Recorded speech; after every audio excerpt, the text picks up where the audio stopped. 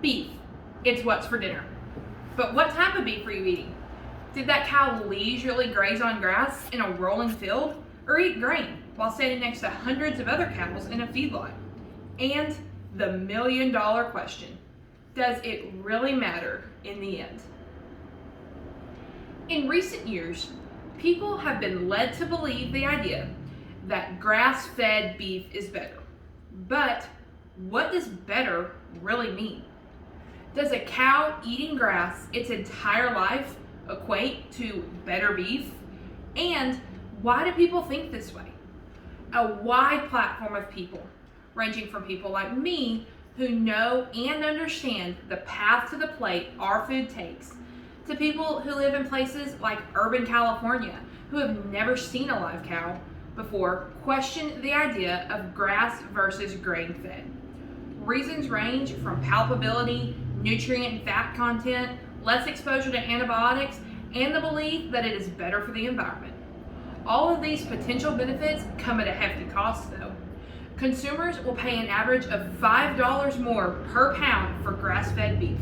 For the average, everyday American consumer, there really is no point.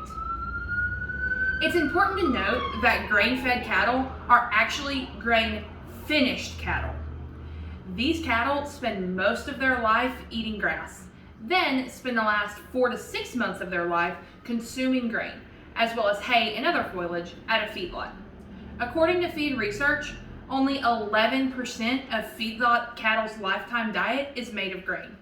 Because these animals did eat grass at one point in their life, companies are able to market this beef as grain-fed, which and increase the price per pound at the meat counter.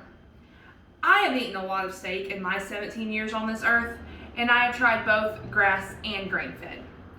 The only reason I would choose grass-fed over grain-fed is palpability and taste. And that is generally only true for people who prefer to eat their steak rare to medium rare.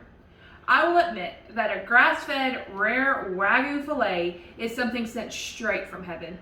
But I've also had plenty of extremely good grain-fed steaks from H-E-B.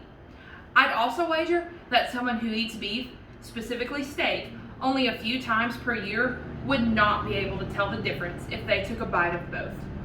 Grass-fed beef has less fat and marbling than grain-fed beef, so it will get tough and chewy a lot faster than grain-fed beef will. The majority of Americans who have their steak cooked medium to well done may actually find that grain-fed beef tastes better. For many people, the benefits of eating grass-fed beef lie in the nutrients this meat holds. What a cow eats can affect the nutrient composition of its beef. One main area of concern is fatty acid composition. Grass-fed beef usually contains less fat, which equates to fewer calories. This also means that grass-fed beef has less monounsaturated fat and may contain up to 5 times as much omega-3 as grain-fed beef. Another area where grass-fed beef is superior is the amount of vitamin A and E. Most Americans get these vitamins from other food products in their diet, so their increased cost per pound may, again, not be worth the extra nutrients.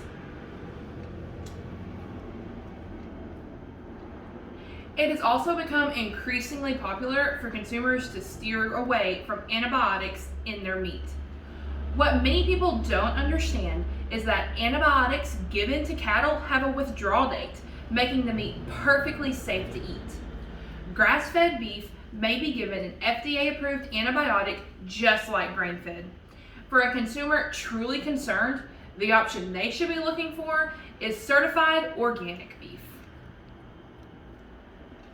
While things like transportation and electricity production leave a much greater carbon footprint than agriculture, it always seems that cattle are blamed for the greenhouse gas emissions in the environment.